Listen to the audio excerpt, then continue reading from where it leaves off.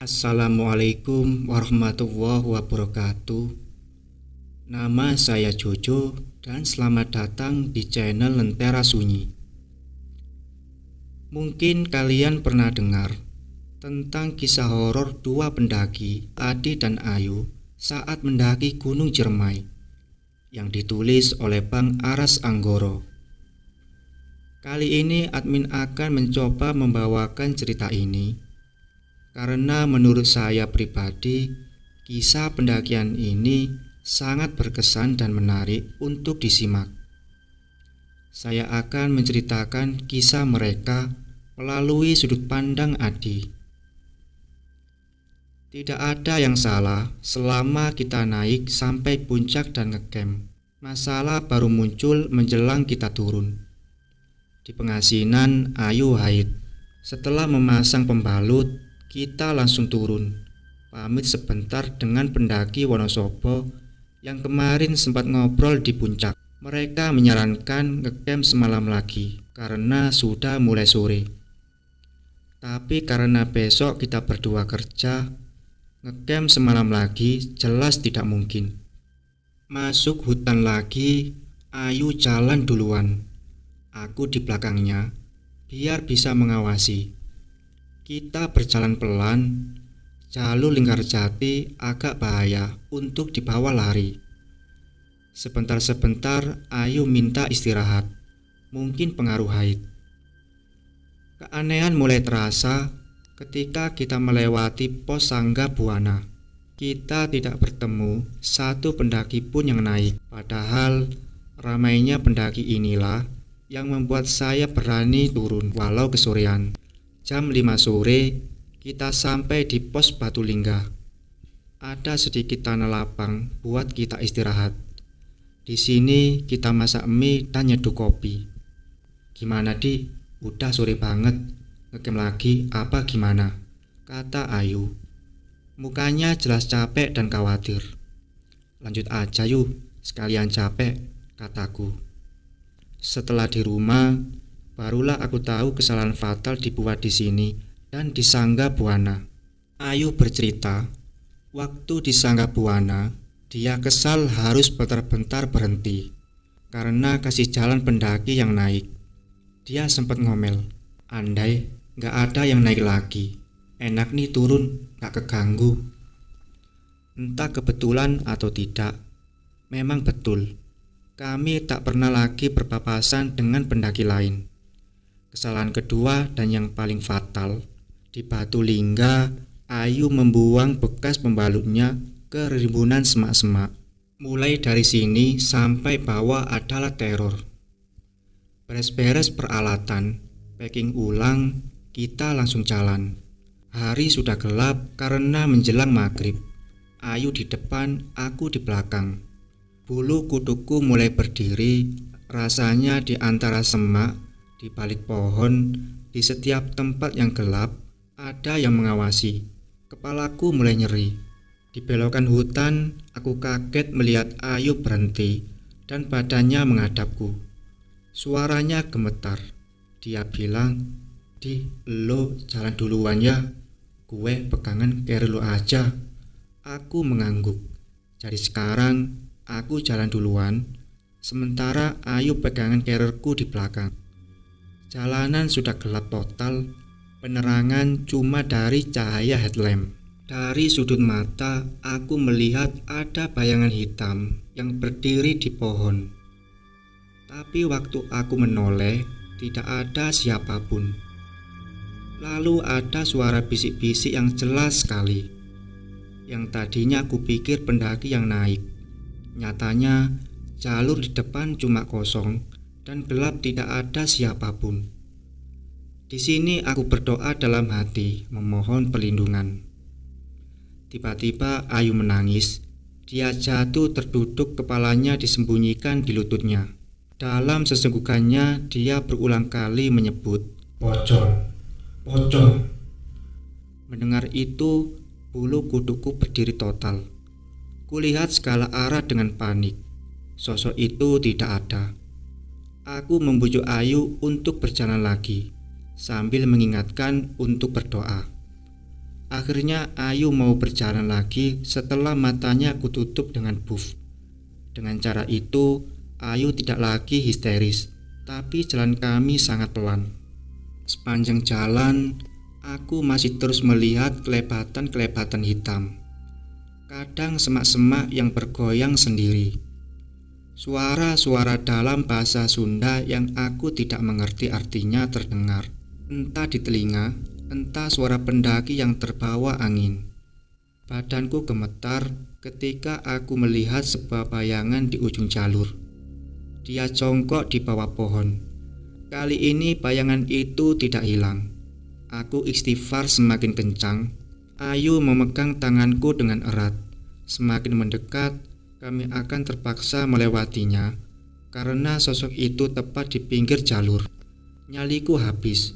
Aku diam di tempat, gemetar dan keringetan. Kali ini Ayu sudah memelukku. Dia walau tidak melihat apa-apa, tentu merasa ada yang ganjil. Lama aku berdiri berharap sosok itu hilang, sehingga kami bisa lewat. Tapi dia tetap di sana. Tiba-tiba punggungku ada yang menepuk. Seorang pendaki yang sedang turun. Alhamdulillah kami selamat. Aku lega. Dia melambaikan tangan mengajakku jalan. Aku langsung bergerak.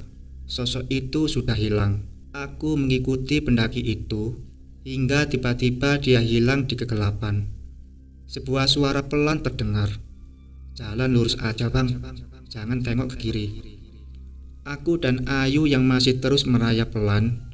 Teror nyata bercampur dengan halusinasi membuat mentalku semakin lemah. Sedetik yang lalu, aku melihat tangan keluar dari tanah, ternyata hanya akar. Dalam keadaan ini, akhirnya aku ambruk. Suara istighfar pelan terdengar dari mulut Ayu. Aku terbangun saat merasakan air segar di mulutku. Ternyata Ayu menuangkan air agar aku siuman.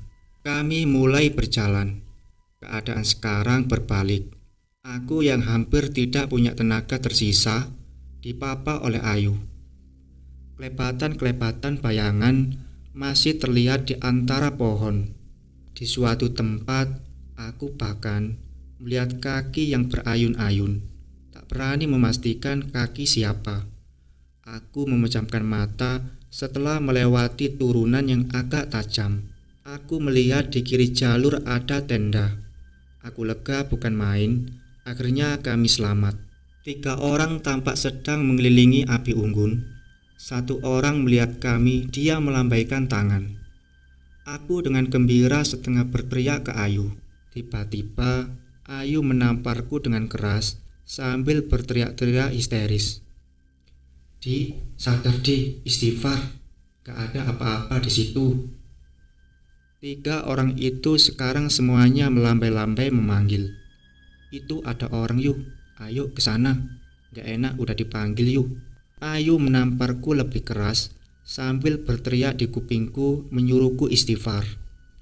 Kali ini ketika aku menengok ke kiri, 3 orang itu sudah berada 1 meter di dekatku sambil nyengir aneh. Tiba-tiba kepala ketiganya lepas dan jatuh ke tanah.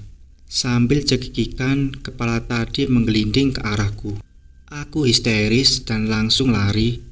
Beberapa lama baru aku sadar aku telah meninggalkan Ayu di belakang.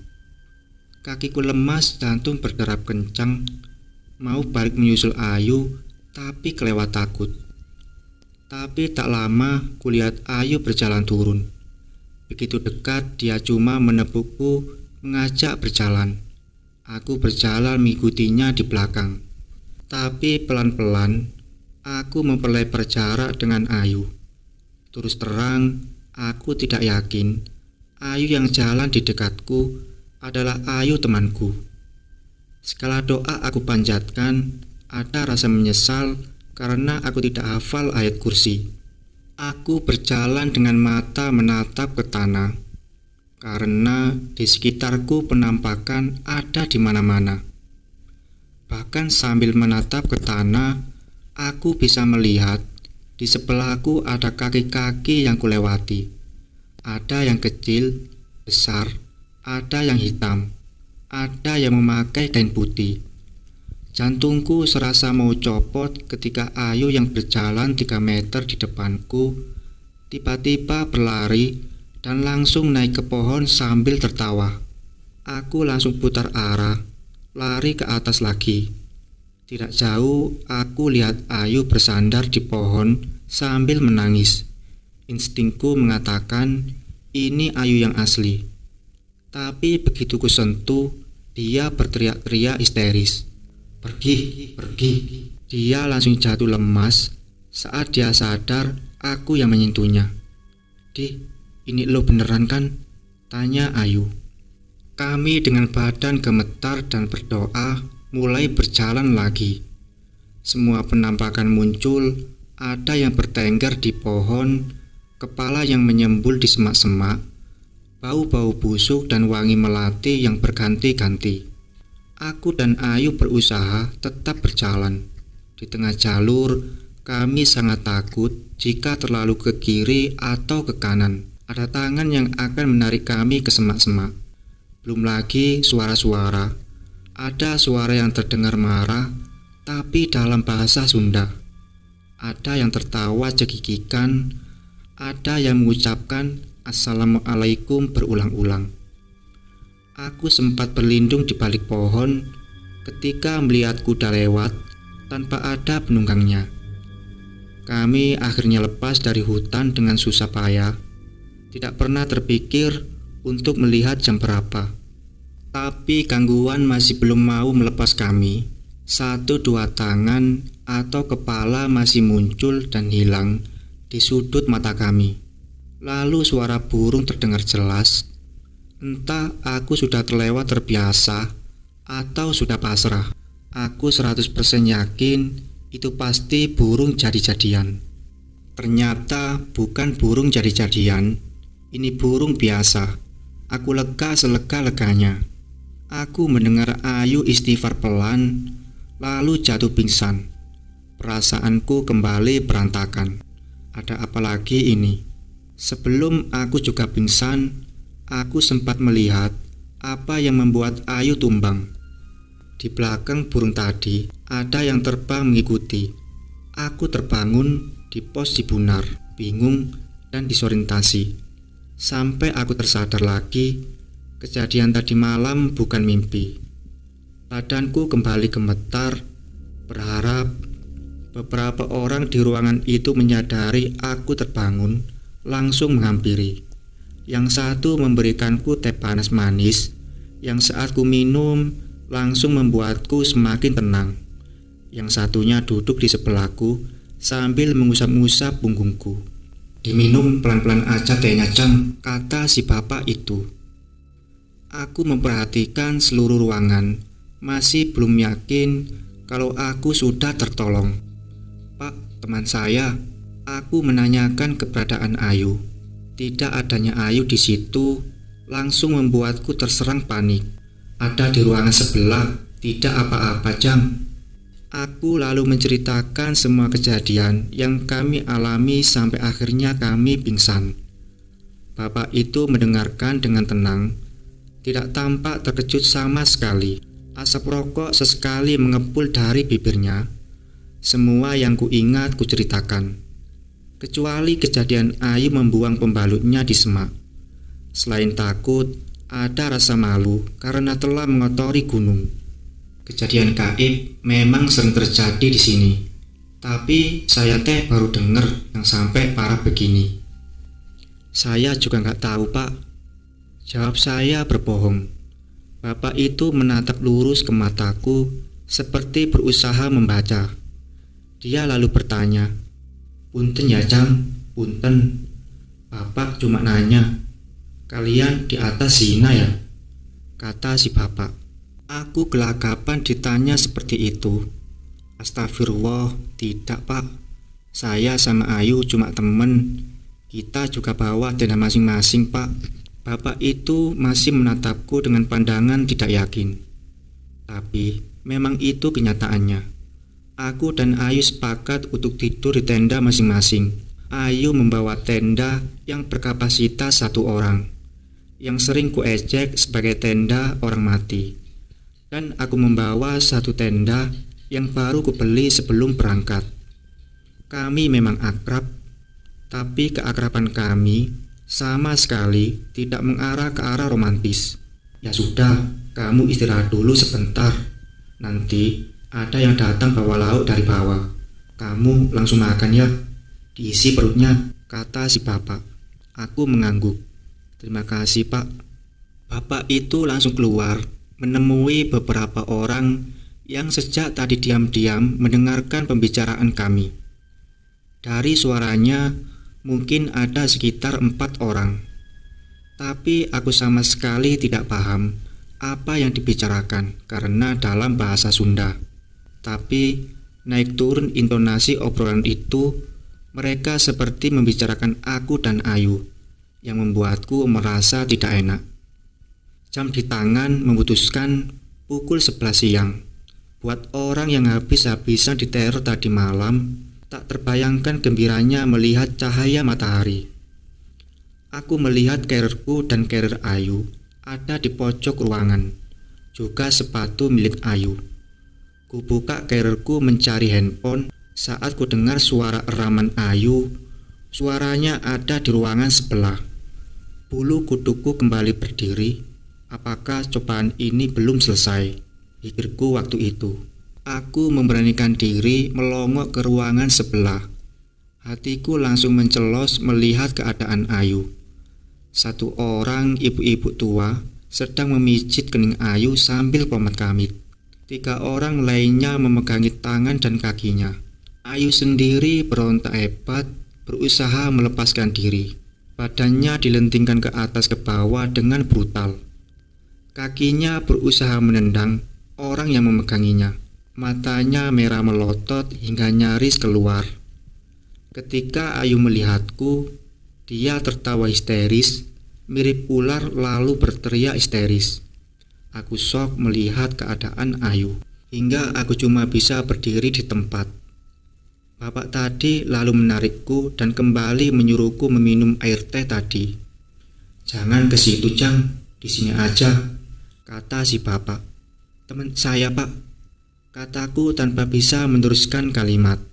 Sebentar lagi, tidak apa-apa, Jang. Sudah di sini saja. Aku diam, tanganku yang memegang gelas teh gemetar pelan. Tiba-tiba aku teringat dengan meeting bulanan. Pekerjaan yang memaksaku untuk terus turun, walau ada keinginan untuk ngecamp semalam lagi.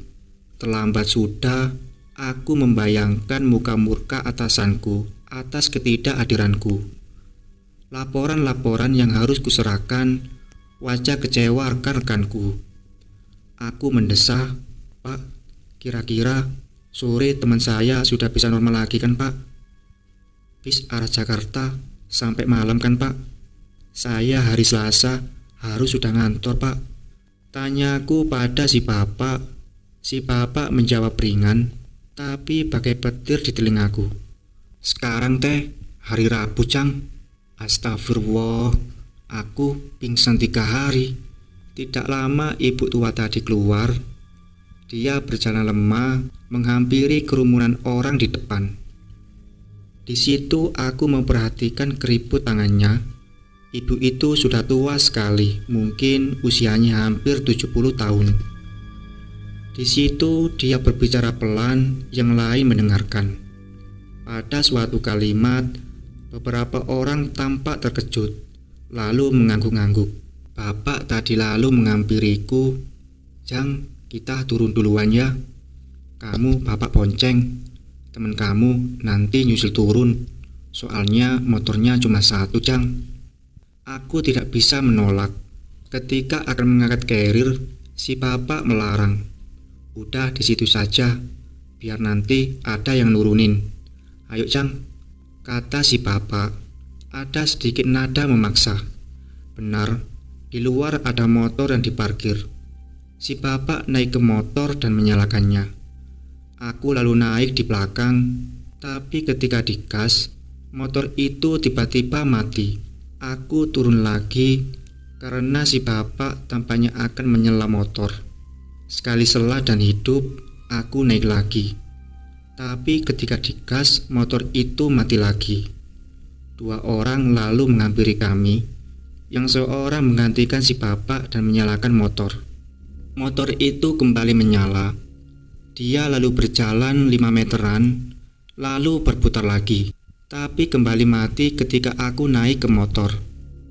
Aku merasa tampaknya penghuni Ciremai tidak akan mau melepaskan kami dengan mudah.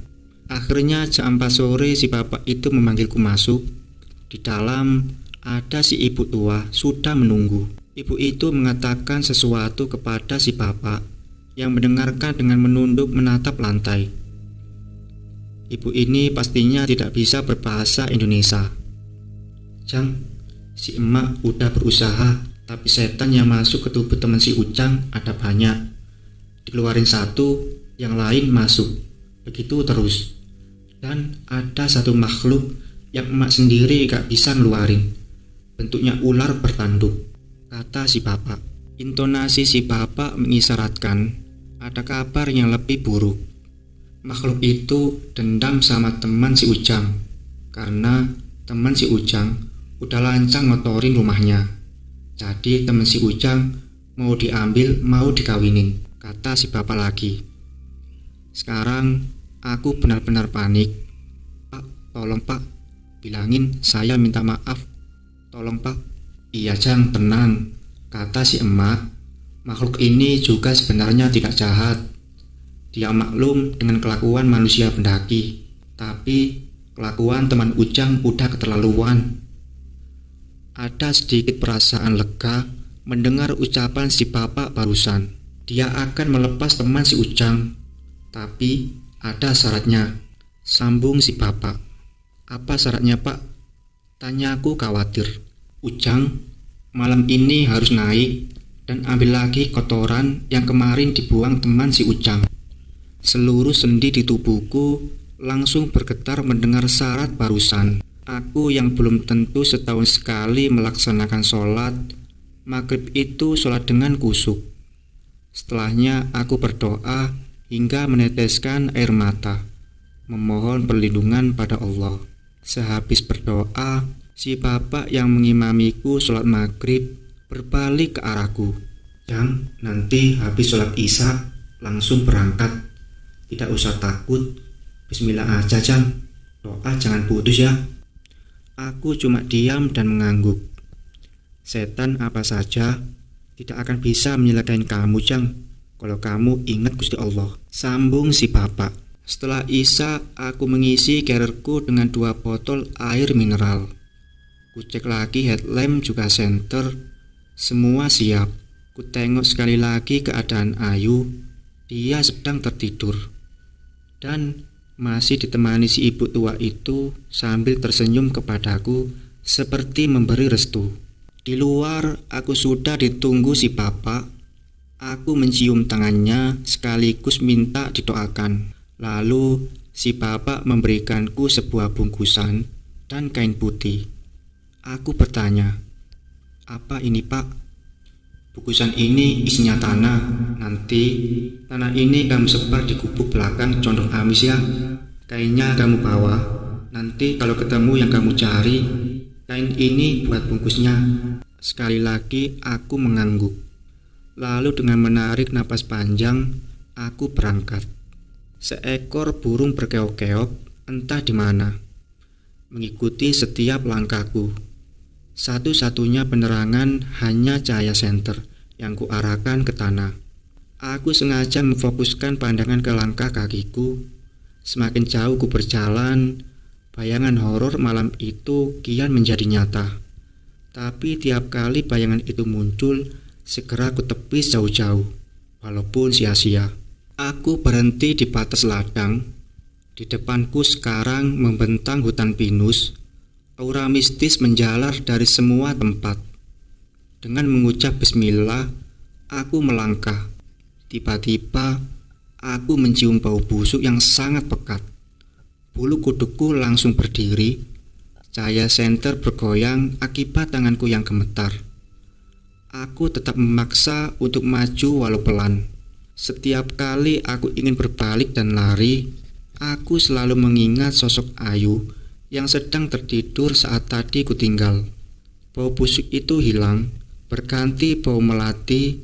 Sumber baunya begitu dekat, seakan-akan tepat di belakangku. Bulu di seluruh tubuhku meremang, membayangkan sosok apa di belakangku. Aku merasakan tangan sedingin es menyentuh tengkukku. Aku istighfar dan berjalan makin cepat.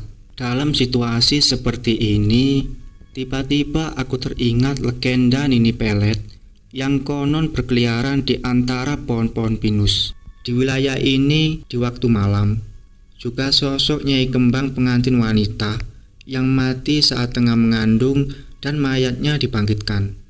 Pikiranku tentang Nyai Kembang dengan wajah pucatnya menyeringai di belakangku cukup membuatku langsung berlari panik. Entah berapa lama aku lari tanpa mempedulikan jalan yang aku lewati waktu itu. Bayangan Nyai Kembang yang menyeringai sungguh menerorku. Hingga akhirnya aku tersungkur karena kakiku terkait akar pohon melintang. Sekitarku bukan lagi hutan pinus, melainkan pohon-pohon tua raksasa. Di depanku jauh ke atas nampak sebuah bangunan gubuk kayu. Dari posisiku saat ini, bayangan gelap bangunan itu yang diselimuti kabut tipis seakan memberikan peringatan untuk jangan coba-coba berani mendekat. Dengan ragu kusenteri bangunan kosong itu. Mungkin ini yang dimaksud gubuk condong amis yang dimaksud si Bapak. Pelan dan ragu aku mendekati bangunan di tengah hutan ini. Sosok gelap bangunan ini saja sudah cukup mengintimidasiku. Pohon-pohon hitam di sekitarnya dengan ranting kurus yang dalam pikiranku bagaikan tangan orang yang mati menjuntai di sana sini. Aku berhenti 10 meter di depannya menyorot-nyoroti cahaya senterku ke setiap pojok ruangan. Lega setelah tidak ada sosok apapun yang bersembunyi di kegelapan. Tanganku merokok kantong celana dan mengambil bungkusan putih berisi tanah. Warna putih kain itu langsung membuatku bergidik ngeri. Kubuka ikatannya, lalu kutuangkan tanah di dalamnya ke tanganku. Kutarik napas, langsung kuberlari ke belakang pondokan ini. Lalu secepatnya ku sebar tanah tadi sesuai permintaan si Bapak. Aku sengaja melakukannya dengan cepat karena ngeri membayangkan apa yang ada di belakang pondokan itu. Tiba-tiba muncul sebuah wajah putih menyembul di antara semak-semak. Matanya terbelalak lebar tepat di depanku. Aku langsung jatuh, duduk sambil berteriak histeris.